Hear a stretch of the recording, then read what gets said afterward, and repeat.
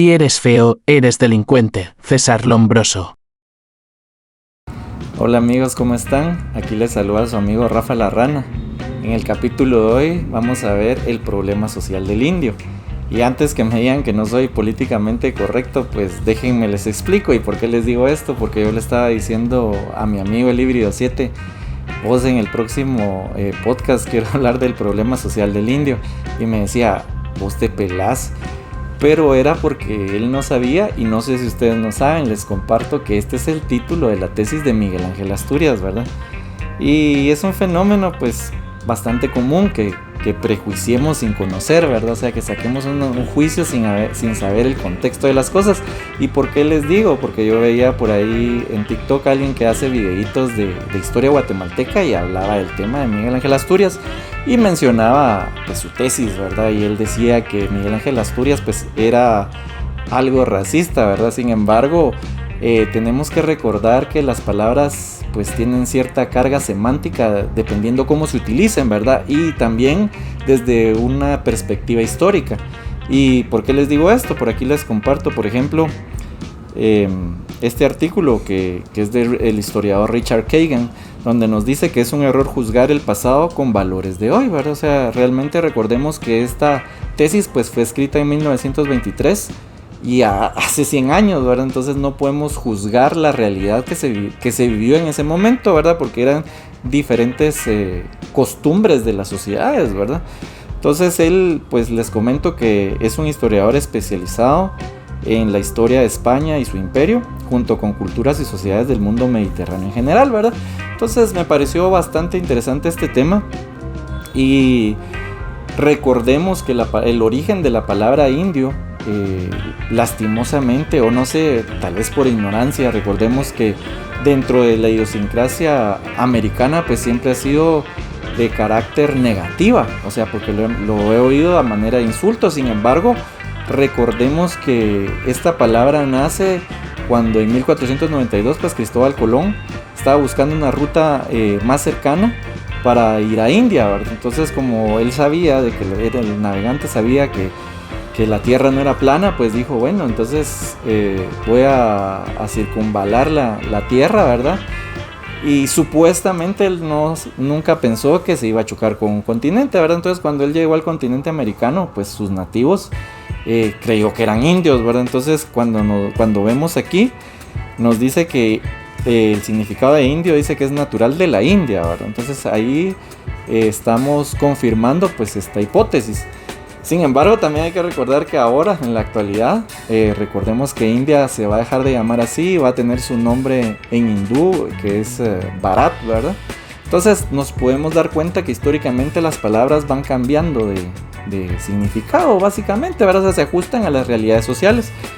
Pero también cuando leemos aquí dentro de la definición 3 nos dice que es dicho de una persona de alguno de los pueblos o razas indígenas de América. Entonces yo decía, bueno, indígena, entonces veamos qué significa la palabra indígena, porque a veces desconocemos eso, ¿verdad? O sea, lo damos por hecho. Entonces nos dice que indígena es originario del país de que se trata. Entonces ahí es donde no sé si a ustedes les va a sonar un poco el disco rayado, ¿verdad? Porque siempre el paradigma es de que el indígena pues es el que tiene ciertas características, ya sea físicas, culturales, ¿verdad? Incluso aquí les comparto este artículo por parte de la OEA que nos menciona pueblos indígenas, diversidad, desigualdad y exclusión en Guatemala. Nos menciona que Guatemala es una sociedad multiétnica, pluricultural y multilingüe. Dice, donde conviven los pueblos indígenas, o sea, los originarios, mayas, chincas, garífuna y los ladinos. O sea, pero es que eso me causa gracia, porque yo recuerdo que en algún momento yo llevaba un curso que se llamaba Formación Social Guatemalteca y ahí el catedrático nos preguntó cómo nos autodefiníamos nosotros, o sea, si éramos chincas, garífonas, mayas, ladinos, incluso la palabra mestizos, ¿verdad? Entonces, pero sin embargo, cuando me preguntó a mí, yo le decía, ¿y usted cómo se autodetermina? Entonces yo le decía, yo soy guatemalteco. Y cuando nos vamos al tema indígena, entonces, que es originario del país, ¿verdad? Entonces podríamos decir que somos indígenas guatemaltecos, porque nunca falta aquel que dice, mis papás son españoles o italianos, franceses, alemanes, ¿verdad? Entonces yo no soy indígena, pero sin embargo desde el momento en que uno nace en un país, podríamos decir que le podríamos dar la cualidad, por ejemplo, indígena español, o indígena de España, indígena de Guatemala, indígena de Brasil. O sea, la palabra indígena como tal no me circunscribe a ciertas características físicas, que eso creo que a través del tiempo pues se ha generado ese paradigma, porque a nadie le gusta que le digan indígena, nadie quiere ser ni indígena ni indio, ¿verdad? Que es todavía peor, ¿va? Supuestamente. Pero cuando nos vemos el origen de la palabra, nos damos cuenta que no tiene nada que ver con esa creencia que teníamos, ¿verdad? Y creo que hay que romper esos paradigmas, y esa es parte de la solución de buscar. Incluso podemos analizar el título de la tesis en 3 palabras claves. Por ejemplo, empecemos con la palabra problema. Entonces, a veces si yo le digo, mire usted, ¿qué es un problema? Ahora no sé, defínamelo. Entonces a veces es difícil, aunque lo damos por hecho. Sin embargo, aquí podemos consultar y nos dice que es una cuestión que se trata de aclarar, o sea, buscar la aclaración de algo, puede ser, o un conjunto de hechos o circunstancias que dificultan la consecución de algún fin, ¿verdad? Digamos que estas definiciones, o incluso miremos la 4, dice disgusto, preocupación, nos damos cuenta que una misma palabra pues tiene varios significados diferentes, o sea, entonces tenemos que ir interpretando qué es lo que las personas quieren decir. Como segunda palabra pues tenemos la palabra social, que se nos va a ser intuitiva y muy fácil de interpretar, e incluso aquí podemos ver que la primera definición nos dice perteneciente o relativo a la sociedad, ¿verdad? Que es lo más común. Sin embargo, al ver la número 3 nos dice relativo a las clases sociales económicamente menos favorecidas. Y yo creo que como que en esta ya va encajando más el título de la tesis de Miguel Ángel Asturias. Y entonces, ya que tenemos pues el origen de las 3 palabras, yo considero que si en la actualidad, o el mensaje que él quería dar en su momento era cómo eliminar la desigualdad de los guatemaltecos. O sea, se dan cuenta de que es lo mismo, pero tuvimos que interpretar, y parecía un titulito que solo tiene 5 palabras, pero sin embargo, si solo no nos damos a la tarea de entenderlo, pues vamos a entender otra cosa diferente y lo vamos a interpretar con relación a nuestro contexto y a nuestra realidad, a lo que nosotros creemos, nuestra idiosincrasia. O sea, no vemos más allá afuera de eso, ¿verdad? Y parte de la tesis, y es aquí donde yo tal vez fundamento lo que estoy diciendo, que nos dice en el preliminar Miguel Ángel Asturias, dice: el ideal de perfeccionamiento que encierra este trabajo no es de construcción dialéctica, o sea, no es algo que nos va a generar una teoría, dice él, sino que por el contrario, dice, se basa en hechos que moverán escándalo a los pusilánimes y a los que profesan el conformismo doctrinario. O sea, nos menciona que en este trabajo pues nos va a presentar ciertas acciones fuera de la que los conservadores han venido trabajando. ¿Y por qué menciona él esto? Porque en el capítulo 1, donde está el problema del indígena, él nos menciona que muchos cronistas han revestido de carácter de hecatombes y de guerras entre los imperios cuando los españoles vinieron, ¿verdad? Nos menciona que ninguno ignora nuestras farsas eleccionarias. Y recordemos que en la realidad en la que estuvo Miguel Ángel Asturias pues fue durante el gobierno del ex dictador Manuel Estrada Cabrera, ¿verdad? Entonces es ahí donde lo vemos. Sin embargo, eso de las farsas eleccionarias, yo lo veo hoy actualmente, ¿verdad? Que nuestra democracia no es más que jugar una especie de lotería, ¿verdad? Nos dan un cartoncito y márquele la figurita que más le gusta. ¿Y por qué les menciono esto? Porque en realidad yo les hacía la vez anterior de que cuál era la mejor opción para elegir dentro de las próximas elecciones. Si no vieron el capítulo, aquí se los comparto por si lo quieren ver. Y les mencionaba que al final esto era tipo lotería, porque cada quien tenía un plan de trabajo. Sin embargo, ¿quién nos garantizaba que fueran a cumplir este plan de trabajo? Y muestra de ello es en el actual, la presentación del actual presupuesto. Pues el electo diputado Samuel Pérez mencionaba de que si no se les daba el presupuesto, no se iban a poder cumplir algunas de las promesas que se habían hecho en campaña. O sea que ya no era un plan, sino que era una promesa, y dependiendo de ciertas situaciones era donde se iba a dar. Y por eso les digo, realmente nuestras elecciones se han vuelto pues en una lotería, ¿verdad? Donde marcamos la figurita que más nos guste. Y entonces nos menciona que el hecho es diferente. La mayoría indígena vive fuera de la ley, y esto creo que todavía sigue vigente. Aquí les comparto pues una publicación de Prensa Libre de un artículo que de 1 de octubre del 2013, hace 10 años, imagínense. Nos dice que Turba libera a 20 policías retenidos en Varías. Y cuando vemos aquí qué fue lo que había pasado, dice que el conflicto se agudizó desde el anuncio de la captura del líder comunitario Maynor Manuel López Barrios, de 43 años, indicado de organizar las protestas contra la hidroeléctrica y acusado de atentado, robo y otros delitos. Entonces, si nos damos cuenta, pues esa división, ¿verdad? De decir, bueno, hay ladinos, hay garífonas, chincas, incluso hay subdivisiones dentro de estos, y hay ciertas culturas. Y por eso se dice que Guatemala es multiétnico. Sin embargo, aquí les comparto un artículo también de ONU, donde nos dice que necesitamos priorizar el derecho de los pueblos indígenas a poseer, utilizar y manejar sus tierras en Costa Rica. Y nos menciona que en Costa Rica hay 104,000 personas indígenas que pertenecen a 8 pueblos. Entonces, si empezamos así país por país, nos vamos a dar cuenta que Guatemala no es el único que es multiétnico. O sea, y creo que vivimos en ese engaño para empezar, ¿verdad? Entonces, considero que para poder solucionar esta situación es necesario que nos autodeterminemos como guatemaltecos y no como cierta cultura, porque si no vamos a empezar, sí, la cultura de la zona 1, de la zona 3, de la zona 5, de la zona 18, Villanueva. Incluso hay como ciertos prejuicios de las personas que habitan en Villanueva, ¿verdad? Que es de alta peligrosidad, o zona 18, ¿verdad? Pero estamos generalizando, y ese creo que es un gran error, ¿verdad? Porque recordemos lo que pasó ahora con el tema de la Betania, ¿verdad? Ustedes estaban ahí, que no los dejaron, que no los quitaron del bloqueo que estaban organizando, y todos, qué bueno, qué felicidades.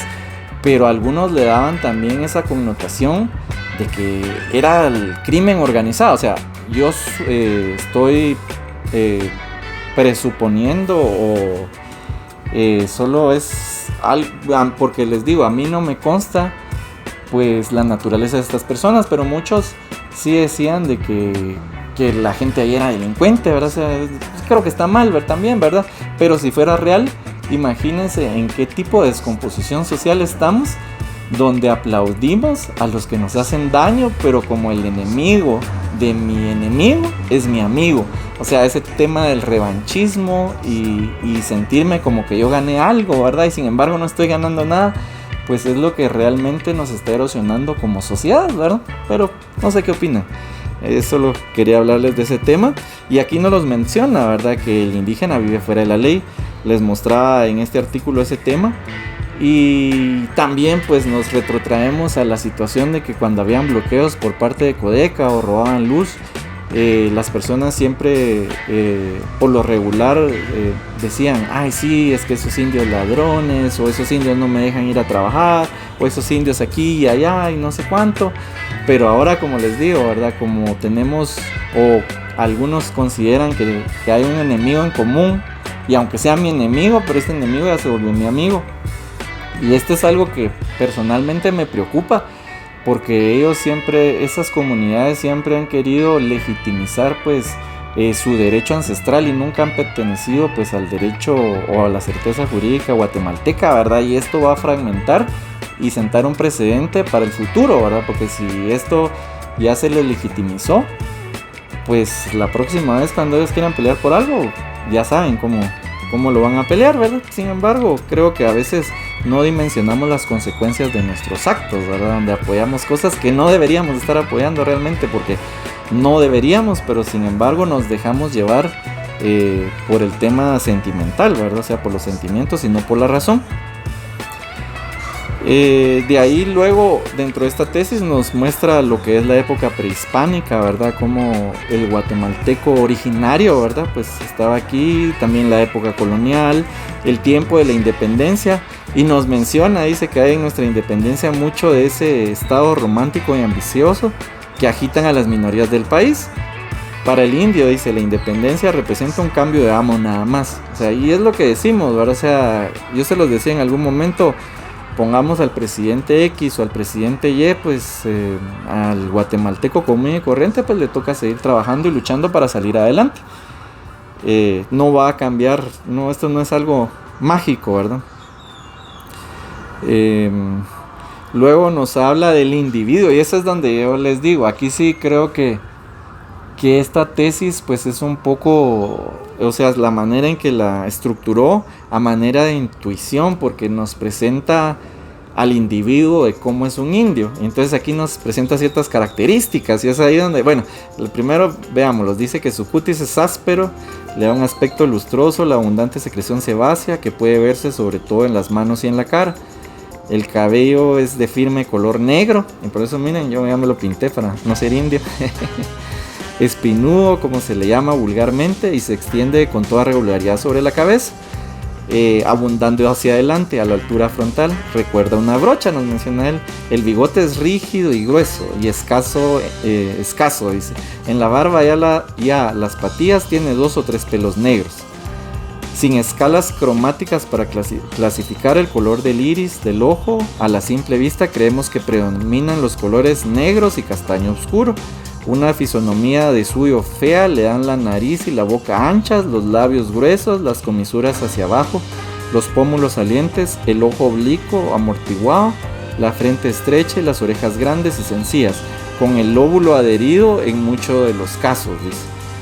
Para el color no contamos con escalas cromáticas, sin embargo, viendo la parte interna del antebrazo, que es la menos expuesta a la intemperie, decimos que es cobrizo, ¿eh?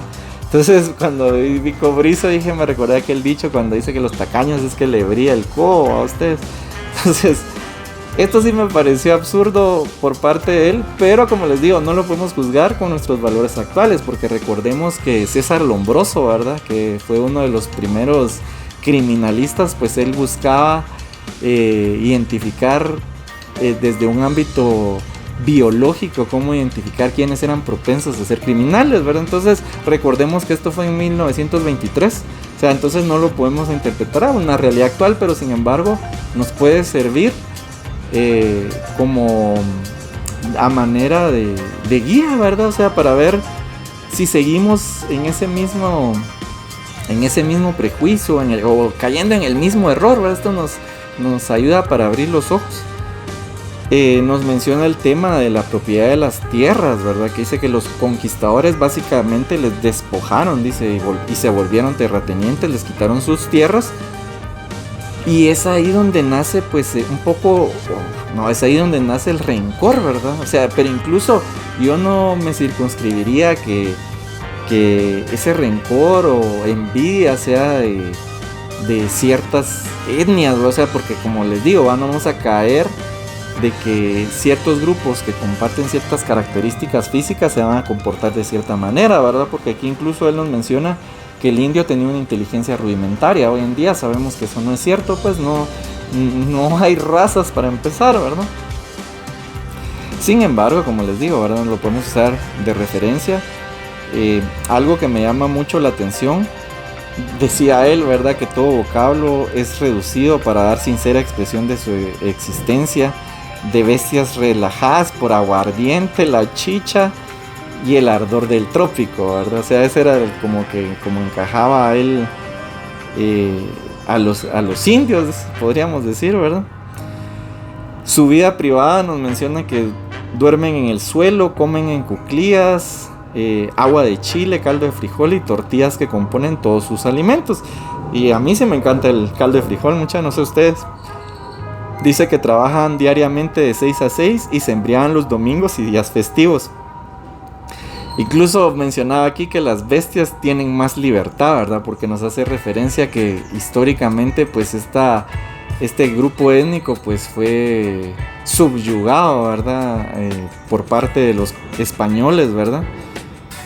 Y de ahí nos hace una presentación de la degeneración psíquica. Dice: los pueblos indígenas carecen de cohesión. En ellos, como en sus individuos, falta el sujeto social y la persona no existe. Y esto lo podemos ver porque yo veía por ahí la vez pasada un video donde decía, ¿cómo era? Era una persona blanca y rubia que andaba ahí en Quetzaltenango y la estaban molestando porque decía que a ella le caían mal las personas de Occidente porque ella era india xinca. O sea, y vemos ahí cómo nos estamos segmentando, ahora, o sea, dependiendo de dónde somos, y creemos que ciertas características pues físicas nos va a ser diferente a los demás, y ahí es donde podemos ver que eso eso sí sigue siendo una degeneración psíquica, ¿verdad? Nuestra falta de cohesión. Nos menciona que pueblos estancados donde se paga demasiado culto a las tradiciones absurdas que perpetúan sombras. Esto creo que todavía lo he oído dentro de fenómenos sociales actuales. Yo veía por ahí comentarios que decía que las grandes revoluciones han necesitado pues grandes sacrificios. Sin embargo, recordemos que esas grandes revoluciones fueron del siglo XIX, siglo XX, ¿verdad? Estamos en un siglo XXI donde contamos con diferentes herramientas, por ejemplo, las redes sociales, los teléfonos celulares, las laptops, ¿verdad? O sea, tenemos una cantidad de herramientas en la que podemos evolucionar nuestros procesos y no podemos ver atrás para ver cómo lo hicieron para volverlo a hacer igual, ¿verdad? Incluso aquí Miguel Ángel Asturias nos menciona, permítame, por aquí leía, dice que los medios para destruir el mal. Si la realidad indígena varía en el tiempo, no es natural que los medicamentos que se propusieron ayer para curar sus dolencias sirvan para hoy, ni que los de hoy puedan servir para mañana. Entonces creo que ese tipo de estancamiento es algo general dentro de nuestras sociedades, y tenemos que tener ese tema de ir avanzando y evolucionando, ¿verdad? O sea, no ver al pasado, solo tomarlo de referencia, como les decía, pero no quiere decir, o eventualmente tal vez sí aplique de la misma manera, pero tenemos que ponerle en una realidad de sociedades civilizadas. Entonces me parece pues un poco absurdo, ¿verdad? Esto va en relación al tema de los bloqueos, ¿verdad? Ustedes, porque al final les decía, no dimensionamos lo que estamos afectando, y me da risa porque hay quienes dicen, sí, pero es que tenés que tener la empatía para obtener un bien común, pero realmente se está cayendo en tener una idea única, y es un poco del comunismo, ¿verdad? Realmente el comunismo cultural, si lo queremos ver así, imponer, porque cada quien es libre. O sea, si alguien quiere ayudar, qué bueno, que vaya a ayudar al desvalido, pero si a mí no me nace, yo soy libre de no hacerlo. Tal vez me van a juzgar moralmente y decir, no, aquel sí que mala onda, ¿verdad? No tienes empatía. Sin embargo, tampoco es obligatoria, o no debería ser dentro de un estado libre y demócrata, y ¿cómo se llama? Republicano, ¿verdad? Pero no sé, de ahí nos presentan las conclusiones, y dice que las conclusiones la divide en dos partes: una para retardar la degeneración del grupo social guatemalteco que comprende a la raza indígena. Dice que se emplearán los siguientes medios: prohibir en lo absoluto el casamiento y uniones prematuras, porque él mencionaba de que pues alguien débil no podía generar pues o engendrar hijos fuertes, ¿verdad? Y eso, como les digo, circunscribirlo pues a un grupo que tiene ciertas características físicas o intelectuales, o como lo queremos ver, pues igual no aplica, porque aplican en general para todos. Prohibir en absoluto el casamiento y uniones prematuras, y así, mejorar cuantitativa y cualitativamente el sistema alimenticio, y era lo que yo les mencionaba, hay que mejorar la educación, pero también nos tenemos que preocupar por la alimentación antes de, ¿verdad? Reducir a 8 horas el trabajo, mencionaba él en 1923, fue como un pionero con el tema del código de trabajo, ¿verdad? Educarlo al indio, decía, higienizar su vida, porque decía que el indio pues es una persona que no es higiénica, y se veía cuando habían enfermedades y se transmitían a otras personas de su familia, ¿verdad? Y él mencionaba que había que fomentar el mestizaje, ¿verdad? O sea, pero sin embargo recordemos que no son razas, ¿verdad? O sea, esa era la creencia de antes. Y para destruir el mal de fondo, dice que una de las soluciones era la inmigración. ¿Y por qué? ¿Cómo podemos ver también de la realidad en que se vivía en esos tiempos? Porque les digo, esto fue en 1923. Sin embargo, aquí les comparto un artículo donde, permítanme, vamos a ver, donde recordemos el tema de la eugenesia, ¿verdad? Que era el pensamiento de que podíamos generar una raza superior, ¿verdad? A través de, o sea, habían diferentes razas, ¿verdad? Y muestra de ello, pues es que en 1927, imagínense, la Corte Suprema de Estados Unidos, dice, falla en última instancia, aceptando la esterilización forzosa, ¿verdad? Y el juez de ese tiempo dice, lo hereditario juega un importante rol en la transmisión de insanidad o imbecilidad, aseguró el juez Oliver Wendell Holmes Jr. durante los alegatos. 3 generaciones de imbéciles son suficientes, remató. Entonces aquí vemos el tema de la eugenesia y vemos aquí cómo nos dice las esterilizaciones masivas en Estados Unidos, ya ni siquiera en otro país. Estas inspiraron a la Alemania nazi, nos menciona este artículo. Y como les digo, ¿verdad? O sea, la realidad de la eugenesia fue en cierto punto histórico algo que se creía como real, ¿verdad? Como les decía César Lombroso. Entonces no podemos juzgar a Miguel Ángel Asturias por sus creencias de lo que puso dentro de la tesis, ya que al final solo fue el resultado de la realidad que él vivió, ¿verdad? Y lo que se creía en ese entonces.